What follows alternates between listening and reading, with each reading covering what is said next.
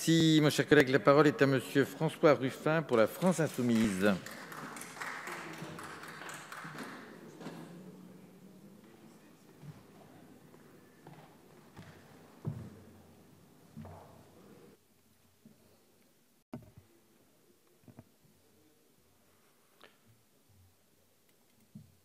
Merci. Je n'ai pas dit bonjour, Monsieur le Président. Ça va? Madame la Ministre, Mesdames, Messieurs les rapporteurs, bon, j'avais prévu de vous amener une crevette, mais comme je me suis dit je vais me choper une amende par lâcheté, j'y ai renoncé. Elle est dans mon sac parce que je voudrais d'abord vous raconter une histoire de crevette.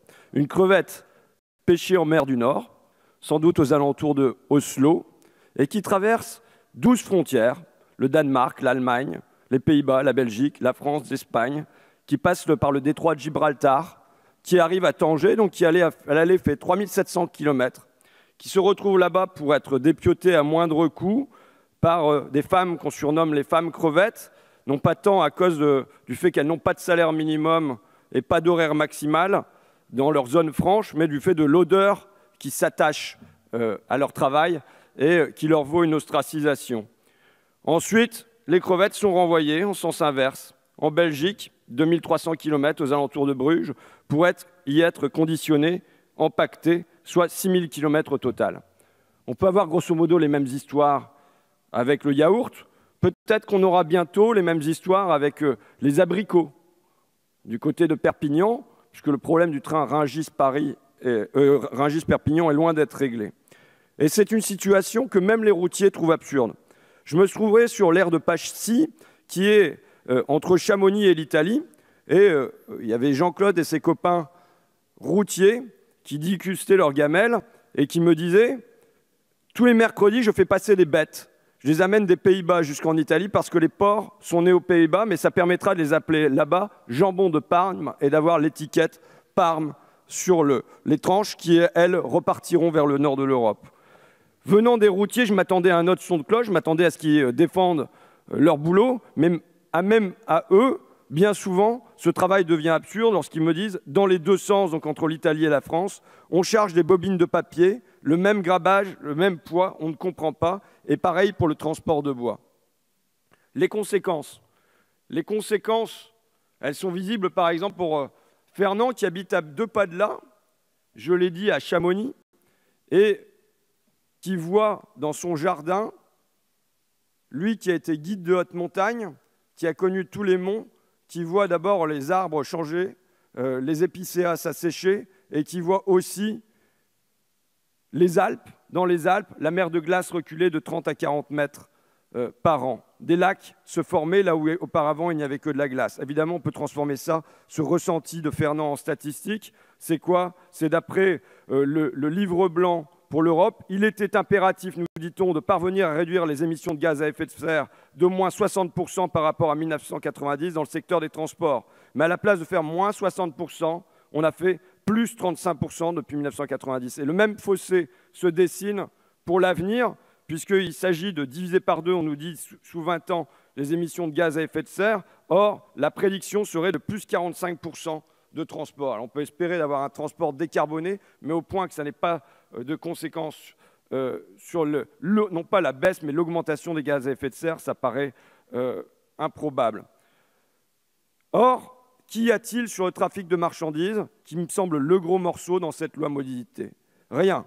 Sur les trottinettes, oui. Sur le borne électrique, oui. Sur la concurrence des auto-écoles, oui. Mais sur le transport de marchandises, c'est comme si on avait là un tabou, un interdit, un impensable, un angle mort, un point aveugle. Et pourquoi? Parce que c'est la clé de voûte de votre libre-échange. Que les marchandises circulent vite et pas cher. Ça me rappelle une plaquette que j'avais trouvée à la Commission européenne où on invitait les citoyens à utiliser des ampoules à basse consommation d'énergie, à vérifier la pression des pneus, à fermer le robinet quand vous brossez les dents, à essayer la bicyclette la marche, mais il n'y avait pas un seul mot sur le transport de marchandises. Parce que c'est la logique qui domine depuis 50 ans dans l'Union européenne et en France également, c'est du transport plus vite et moins cher. Plus vite, il s'agit d'effacer les frontières, effacer les barrières commerciales, douanières, monétaires et physiques, avec la construction de milliers de kilomètres d'autoroutes, avec la construction également de tunnels au Mont Blanc, de tunnels sous la Manche, de manière à éliminer les distances et à raccourcir le temps de transport. Et moins cher, c'est comment? C'est avec le gasoil détaxé, avec le fait que les camions ne payent pas la chaussée qu'ils détruisent. Ils détruisent 10 000 fois plus à minima la chaussée qu'une voiture individuelle et ils ne payent pas 10 000 fois plus.